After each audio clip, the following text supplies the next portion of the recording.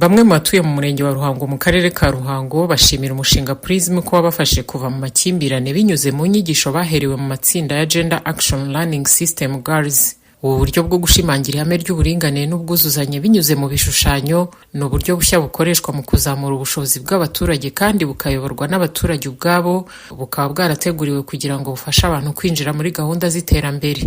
Ufite Amahoro Console atuye mu mudugudu wa Rusebeya mu kagari ka Bunyogombe, akaba abarizwa mu itsinda Tuzamurane.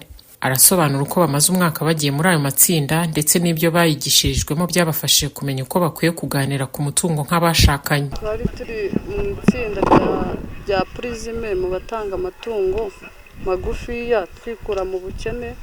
Garize iraza itoramo abantu babiri turijyamo.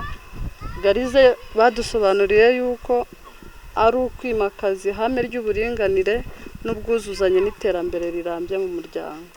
Muri Garize twizemo byinshi, harimo nko kuba watsimba amatungo cyangwa amafaranga nk'umutungo ntuze mu rugo muri rusange ngo muganireho, ugasanga umwe arakora ahishaha undi agakora ahishaha. Ariko tumaze kujya muri Garize twakuyemo nk'inyigisho y'ukuntu twese twakumvikana ku mutungo, wa undi akazana bimwe yahishe n'undi akazana bimwe yahishe, tukaba twabihuriza hamwe tukagera ku iterambere. Hakizimana Elamu nawe mu itsinda Tuzamurane, akaba nawe atuye mu mudugudu wa Rusebeya mu kagari ka Bunyogombe.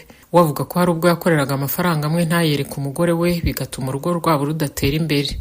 Ngewe n'umufasha wanjye uburyo twari tubanyemo, nabasha kubona nk'akazi, tuvuge ninjije nk'ibihumbi 15 nkabasha kwerekana 5, ibindi 10 nkabitsimba. Twagiraga ingaruka z'ubukene kuko habagaho kutumvikana ngo ya mafaranga tuyabyaza umusaruro, ugasanga agiye mu bidafite akamaro. Ngenda byibuka mbere yaho hari ubwo nawe ifite amafaranga 10 narabihishe, arabibona aza kumbaza aho nayakomoye, musobanurira uko byagenze, hazamo amakimbirane, n'icyo gihe turaserera.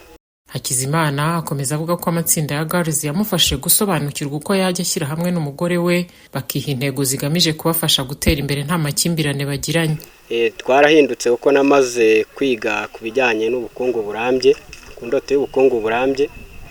Ya mafaranga ninjije mbasha kumubwira ati tuyakoresha iki, akambwira ati tuyahurize ku iki, tukabiganiraho, tukaba tumaze kubona iterambere mu rugo.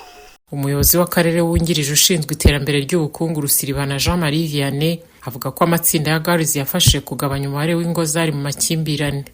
Girls yahinduye byinshi kuko ni n'isomo rigize uko byubatse.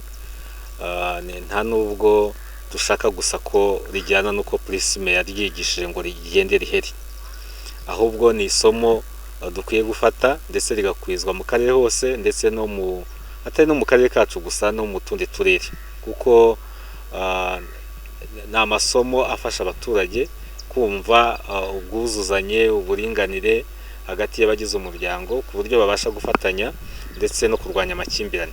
Rero yagabanyije amakimbirane ku rugero rwiza cyane, ku buryo no mu karere ka Ruhango ugiye mu mibare isanzwe usanga nta makimbirane ashingiye ku ihohoterwa rishingiye ku gitsina ushobora kuhasanga ari ku mibare iri hejuru niyo wajya mu bushakashatsi bwose butangazwa. Akarere ka Ruhango ni kamwe mu turere two mu ntara y'Amajyepfo katoranyijwe gutangirizwamo umushinga Prism wagizwemo uruhare na Leta y'u Rwanda ifatanyije n'ikigega mpuzamahanga giteza imbere ubuhinzi n'ubworozi IFAD binyuze muri Minisiteri y'Ubuhinzi n'Ubworozi Minagri, ugashyirwa mu bikorwa n'ikigo gishinzwe guteza imbere ubuhinzi n'ubworozi mu Rwanda RAB.